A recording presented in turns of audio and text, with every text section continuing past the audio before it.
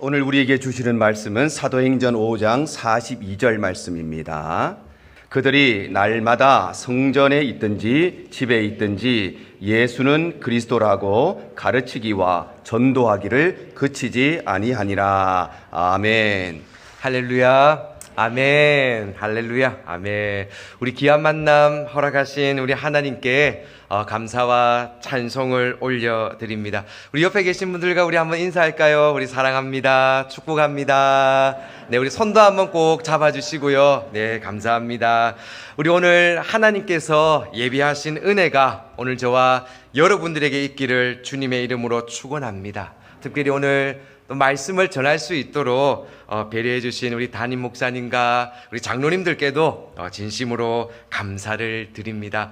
저는 오늘 선교지에서 있었던 이야기를 중심으로 우리 하나님의 은혜를 나누고자 합니다. 우리 영상을 준비를 했습니다. 영상을 먼저 보시고 제가 여러분들을 캄보디아로 잠시 모셔가도록 하겠습니다.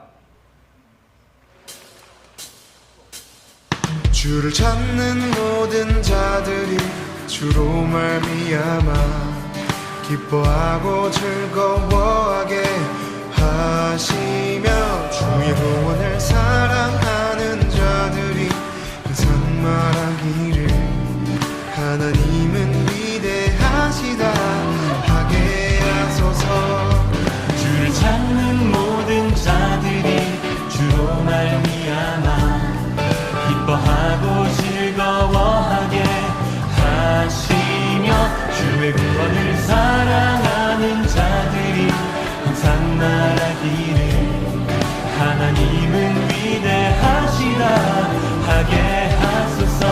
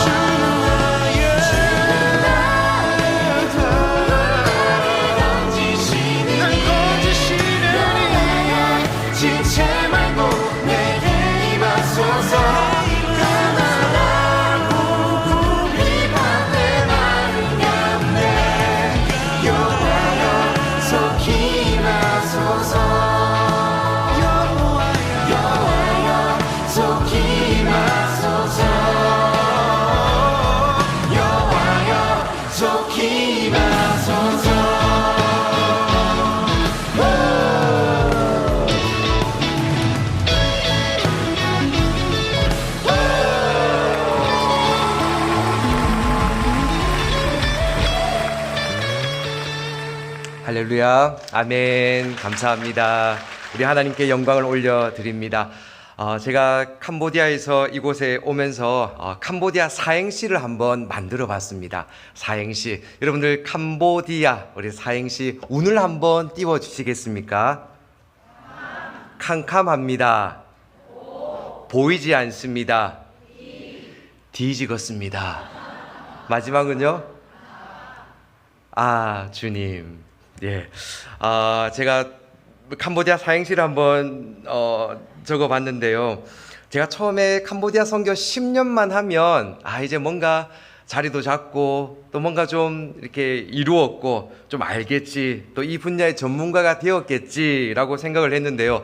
10년 지나고 나도 여전히 하나님 앞에서는 엎드릴 수밖에 없고 또 주님의 은혜를 구할 수밖에 없는 그런 저의 모습을 많이 보게 되었습니다. 여전히 캄보디아는 저에게 있어서 캄캄하고 또 보이지 않고, 그래서 하나님 앞에 엎드려서 주님이라고 부를 수밖에 없는 저의 모습을 보게 됩니다. 우리 하나님의 은혜 아니고는 살아갈 수 없음을 다시 한번 고백하게 됩니다. 저는 35세 캄보디아로 갔습니다.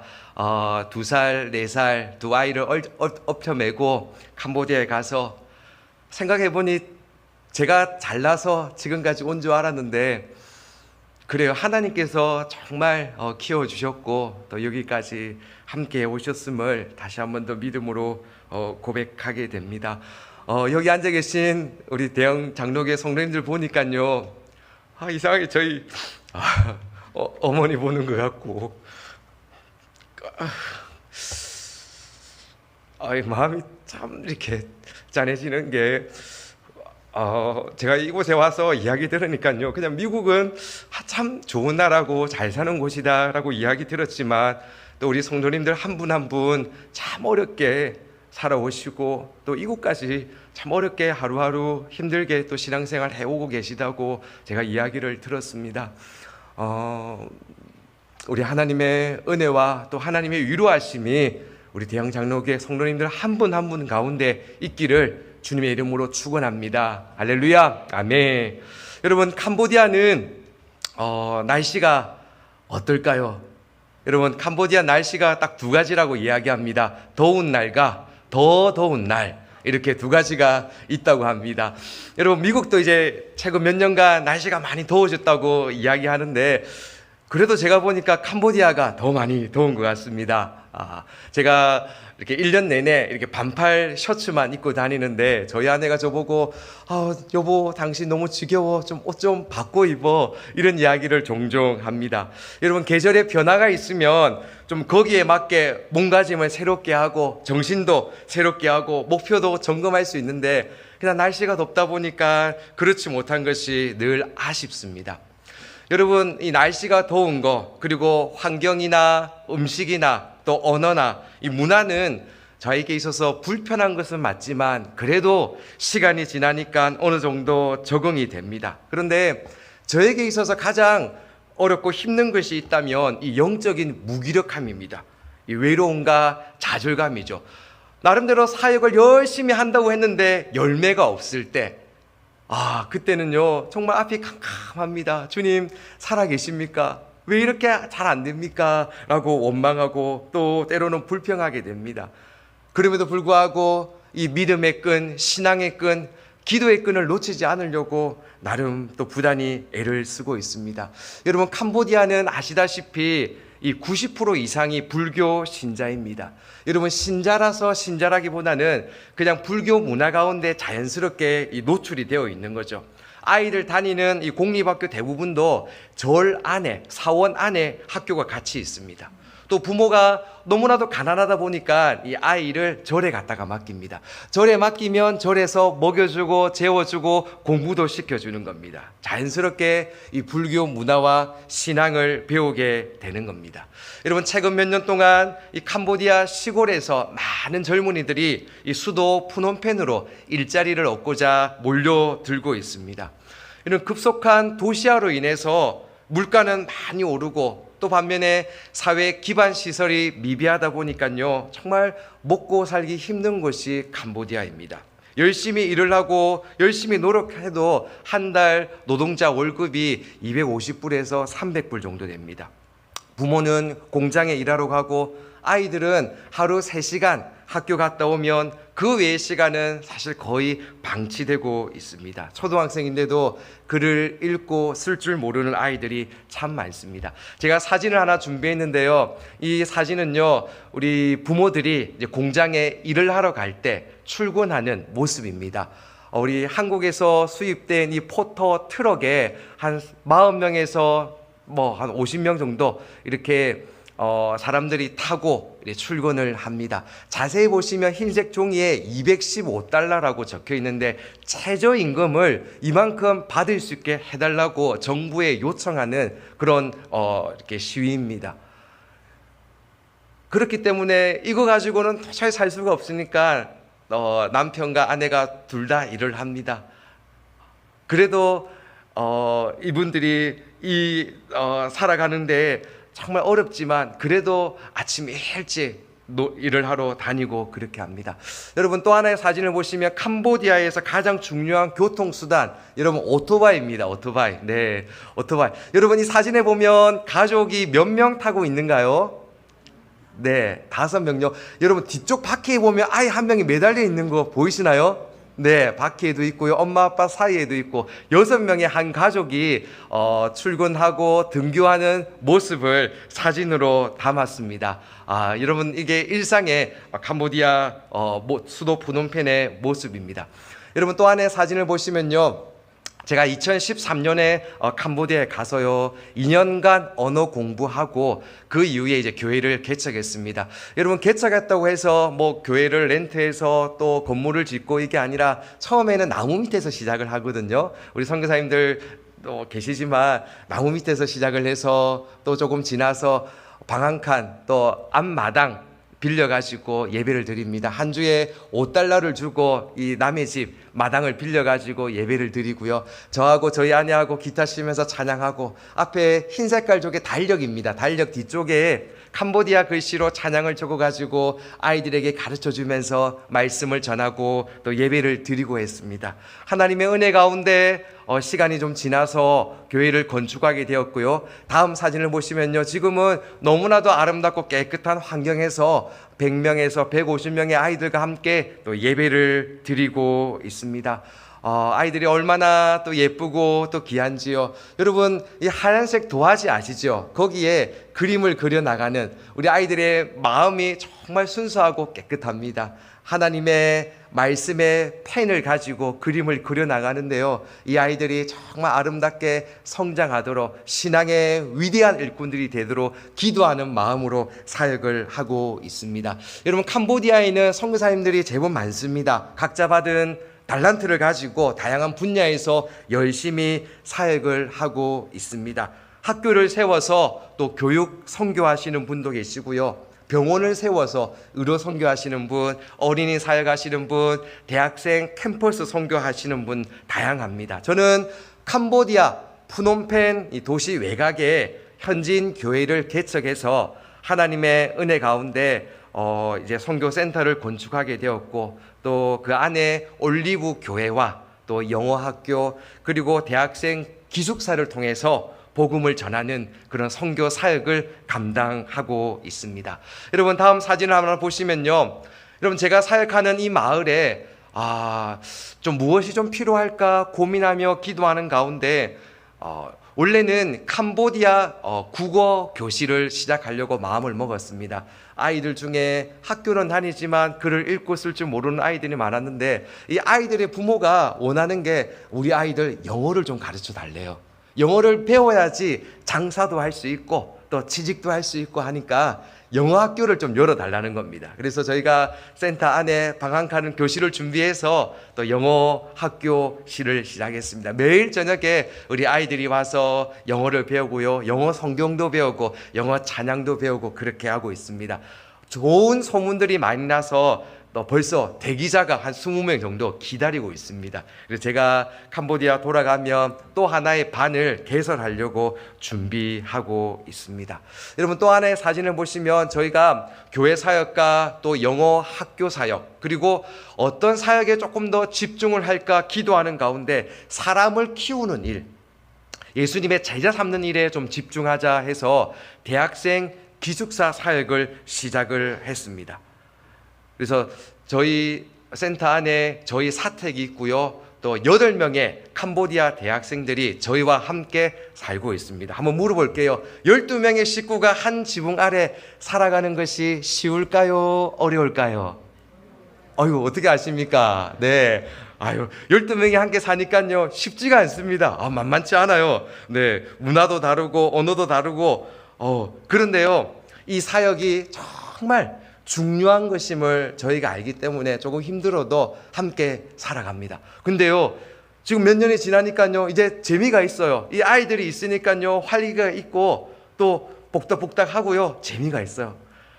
이 친구들이 처음 센터에 들어왔을 때는요, 성경도 읽을 줄 모르고 찾을 줄도 모르고 예수님을 잘 몰랐는데요. 한 2년 동안 저희와 같이 매일 아침 새벽 기도하면서 큐티하고 말씀 보고 기도하고 훈련하는 가운데 이 친구들이 예수님을 알아가고요. 세례를 받게 되고요. 그 마음에 예수님을 인격적으로 만나는 변화가 있게 되더라고요. 그래서 지금 이 친구들이 돌아가면서 주일날 주일학교 어린이 예배 설교를 다 담당하고 있습니다. 너무 감사하고 너무 귀합니다. 다음 사진 한번 보시면요. 네, 저희 센터에 사는 대학생들인데 꼭 중학생처럼 보이죠. 잘 못 먹어서 이 성장 발육이 좀 더뎌서 이렇게 아이들이 좀 작습니다. 그리고 얼굴이 좀 이렇게 남미 아이들처럼 좀 까마잡잡한 그런 면도 있습니다. 그래도 이 친구들 바라볼 때 정말 감사하고 기쁜 게 하나님의 소망의 씨앗이 뿌려지니까 또 하나님의 아름다운 열매가 맺힐 거라는 그런 믿음의 소망을 가지고 제가 살아가고 있습니다. 여러분 다음 사진 한번 보시면요. 저희가 올해 처음으로 이 부활절 절기에 맞춰서 세례식을 베풀었습니다. 6명의 성도가 세례를 받았는데요. 이 세례를 받기까지 참 마음이 어려웠어요. 이렇게 어른 성도도 없을 뿐더러 참 교회가 세워졌는데 교회에 아이들밖에 없으니까 마음이 잡잡했어요. 그런데 시간이 지나면서 하나님께서 은혜를 주셔서 이번에 올해 세례를 베풀게 되었습니다. 여러분 제가 이 현지인 교회를 개척하고 나니까요. 아이들은 많이 몰려왔습니다. 여러분 캄보디아 사람들은 교회를 생각할 때 뭐라고 생각하냐면 NGO 단체라고 생각합니다. 교회는 예수 그리스도의 복음이 선포되는 이런 곳이 아니라 제3의 국가에서 원조해서 또 구호해주고 도와주는 NGO 단체라고 생각하는 경우가 많아요. 그래서 어른들이 아이들 보내면서 가서 초콜릿 하나 받아와, 가서 과자 하나 받아와, 좋은 거 보고 와, 이 정도로만 생각을 합니다. 그래서 제가 저희 아내와 저희 학생들과 함께 매주 토요일마다 마을 전도를 나가는데 1년이 지나고 2년이 지나고 3년이 지나도 어른들이 교회에 나오지 않는 겁니다. 어른들이 말하기로 아이들이 교회 가는 거다. 아니요. 여러분들도 어른들도 교회에 와서 예수님을 알아야 하고 예수님을 통해서 내가 죄인임을 고백해야 되고 새로운 생명을 얻어야 됩니다 라고 선포하지만 변화가 없는 거예요. 찾아오지 않는 겁니다. 여러분 1년이 지나고 2년이 지나고 3년이 지났는데도 불구하고 한 생명도 한 영혼도 어른도 교회에 오지 않는 겁니다. 제 마음이 어땠을까요? 하나님 왜 이렇습니까? 복음은 하나님의 능력이라고 말씀했는데 왜 이렇게 능력이 없는 겁니까? 베드로 사도가 전도하러 나갈 때 2,000명씩 3,000명씩 복음을 듣고 찾아 나왔다 했는데 우리는 3년이나 전도하러 다녔지만 왜 이렇게 찾아오는 사람이 없습니까? 원망하고 불평하게 되었다는 겁니다. 제 마음 가운데 하도 안 되니까요. 제 아내하고 이야기하기로, 야, 우리 마을에 다니면서 쌀이라도 좀 갖다 퍼줄까? 이 사람들 어려우니까 쌀 주면 좋아하고 이거 받으러 교회에 오겠지. 그런데요, 저희 아내가 이야기합니다. 여보, 쌀 받으러 한 달에 한 번 교회 오는 거 아무 의미 없다고. 계속 기도하면서 복음 전해서 이 사람들이 쌀 없더라도 그 안에 예수의 생명이 들어가도록 우리 기도하자고, 전도하자고, 그런 이야기를 나누었습니다. 저희 교회 어린아이들과 청소년들이 제법 있습니다. 이 친구들의 부모를 초청해야겠다, 가장 가까운 사람들 전도해야겠다 마음을 먹고 작정하고요, 기도하며 준비했습니다. 전도 축제 당일날 많은 어른들이 찾아 나왔고요, 그 이후에 5명, 6명, 7명, 지금은 20명의 어른들이 또 청년들과 함께 한 50명이 다 함께 예배를 드리고 있게 되었습니다. 할렐루야, 아멘. 여러분, 제가 가만히 생각해 보니까요, 이런 마음이 드는 거예요. 제가 전도하러 나갈 때마다, 선교사님, 제가 예수님을 믿겠습니다, 사람들이 줄줄줄줄줄 따라 나왔다면요, 제 마음 가운데 교만한 마음들이 생겼을 것 같아요. 야, 내가 설교를 잘해서, 내가 능력이 있어서, 내가 실력이 뛰어나서 이렇게 많은 사람들을 붙여주셨구나. 그런데요, 1년, 2년, 3년 동안 아무런 열매 없이 그렇게 엎드리고 하니까요, 하나님께서 제 어깨에 힘을 빼시고 제 마음의 교만한 마음을 무너뜨리시는 거예요.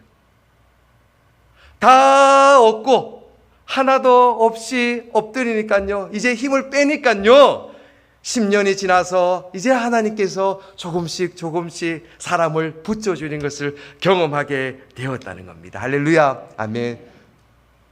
여러분, 한 생명이, 한 영혼이 얼마나 귀한지 저는 그 3년간의 그 인내의 시간을 통해서 경험하게 되었고, 하나님께서 주신 한 영혼이 얼마나 소중한지 깨닫게 되는 시간이 되었습니다. 저희 교회 청년 중에 빈이라고 하는 25살 남자 청년이 있습니다. 네, 사진을 보여주시는데요, 이게 발을 다쳐가지고 지금 사진을 찍었는데, 이 친구가 전화가 왔습니다. 목사님, 선교사님, 제가 발목 인대가 다쳐서, 이게 인대가 끊어져서 병원에 왔는데 수술비가 없어서 그냥 엑스레이 사진만 찍고 겨우 집에 왔습니다 라고 전화가 왔는 거예요. 그래서 제가 교회는 올 수 있겠냐 물어보니까 동생 오토바이 뒤에 타고 교회는 오겠다 이야기합니다. 이 친구가 주일학교 또 찬양 인도도 하고요, 또 교사로 열심히 섬기는 이 청년입니다. 이 청년이 동생과 함께 둘이 교회에서 한 20분 떨어진 지역에 살고 있습니다. 방 한 칸, 화장실 하나 있는 곳에 한 달에 50불 렌트 얻어서 살아가고 있는 정말 어려운 친구입니다. 이 친구 낮에는 공사 현장에서 일을 하고요, 저녁에는 건축학과 야간 대학에서 공부를 합니다. 이 친구가 주일날 이제 교회를 왔는데요, 제 모습이 참 짠합니다. 해맑게 웃고 있지만 그 웃고 있는 얼굴 이면에 어두움의 그림자, 두려움과 슬픔의 그림자가 있는 거예요. 제가 물어보니까요, 수술비가 없어서 치료받지 못하고 있는 그 얼굴에, 제가 설교를 하는데 자꾸 그 친구 얼굴이 자꾸만 눈에 들어오는 거예요. 마음 가운데, 하나님, 이 친구 도와줘야 되는데 어떻게 할까요? 이렇게 그냥 기도만 하게 되었어요. 여러분, 캄보디아는 좀 그런 게 있어요. 누가 한 사람 도와주면요, 선교사님 저도 좀 도와주세요, 저도 좀 도와주세요, 막 이런 사람들이 많이 생겨나는 거예요. 그래서 제 마음 가운데, 주님 어떻게 하면 좋을까요? 기도를 하고요, 예배를 다 마쳤습니다. 식사를 함께 하는데 저희 교회 어른 성도들이 갑자기 이렇게 모이는 거예요. 자기들끼리 구깃구깃 봉투에 뭘 집어넣는 겁니다. 뭘 쓰는 겁니다. 사진을 하나 보여주시겠어요? 그러면서 저한테 가져오는데, 이 삐니 친구 수술비에 얼마 되지 않지만 좀 보태면 좋겠다라고 자기 이름을 적고, 우리 한국 돈으로 1,000원, 2,000원, 3,000원, 제일 많이 쓴 친구가 한 5,000원 정도 적은 것 같아요. 그랬더니요, 또 옆에서 밥 먹고 있는 청년들이 분위기가 이상한 거예요. 나도 좀 해야겠다 이런 마음이 들었는지 또 다른 종이에다가 이름을 적고 저한테 가지고 왔습니다. 여러분, 저는요, 내가 선교사니까 무조건 내가 도와줘야 된다, 내가 어떻게 해줘야 된다라고만 생각했는데요, 여러분, 그게 아니었어요. 이 교회가 정말 아름다운 공동체가 되어가고 있구나. 아파하는 자들과 함께 아파하며 슬퍼하는 자들과 함께 슬퍼하는 이 아름다운 공동체의 모습을 닮아가고 있구나 하면서 제 마음에 너무나도 기뻤습니다. 하나님 정말 감사합니다. 제가 이 친구를 끌어안고 또 격려하며 있는데요. 이 친구가 선교사님 너무 고맙습니다. 이 봉투를 받아 들고요. 감사합니다. 물론 수술비에 다 되진 않지만 또 저희 가정에서 나머지 수술비를 다 보태서 줬지만 이 친구가 너무 고맙다고 하는 겁니다. 내 주위에는 아무도 없는 줄 알았는데 우리 주님이 계시고 우리 선교사님이 계시고 우리 교회 공동체가 있군요. 여러분, 제가 이 친구를 안아주는데 제 마음 가운데 예수님이 저를 안아주고 있다는 느낌을 확 받게 되었습니다. 예수님이 나를 안아주시면서 용규야, 내가 너의 마음을 잘 안다. 내가 너를 사랑한다. 지금까지 오느라 고생했다. 이 음성을 제 가운데 들려주시는 겁니다. 그러면서 로마서 12장 15절 말씀, 즐거워하는 자들과 함께 즐거워하고 우는 자들과 함께 울라. 이 말씀이 생각이 났습니다. 여러분, 뭔가 큰 일을 많이 하고 많은 제자를 거느리고 유명해지는 게 선교가 아니라 즐거워하는 자들과 함께 즐거워하고 우는 자들과 함께 울고 아파하는 자들과 함께 아파하는 것이 정말 바른 선교구나. 제가 그것을 깨닫게 되었습니다. 여러분, 사실은 우리도 다 똑같은 사람입니다. 여러분, 간혹 선교에 대해서 이야기할 때 우리 대한민국이 잘 살고 우리 미국에 있는 한인교회가 부흥해서 선교하고 전도하고 가난한 사람 도와준다, 그렇게 이야기를 합니다. 그러나 여러분, 이것은 진정한 선교가 아닙니다. 여러분, 선교는요, 부자가 거지를 도와주는 것이 아니라 거지가 같은 거지에게 먹을 것이 있는 곳을 알려주는 것입니다. 여러분, 무슨 말입니까? 여러분, 하나님 앞에서는요, 저나 캄보디아 사람이나 다 똑같은 사람이라는 겁니다. 예수님의 은혜를 구걸할 수밖에 없는, 예수님의 사랑을 찾아서 갈망할 수밖에 없는 구원의 은혜와 영생을 먼저 받은 우리가 저기에 가면 먹을 것이 있어, 저기에 가면 살 수가 있어, 저기에 가면 구원이 있고 생명이 있고 영생이 있어, 여러분, 그것을 알려주는 것이 참된 선교라는 겁니다.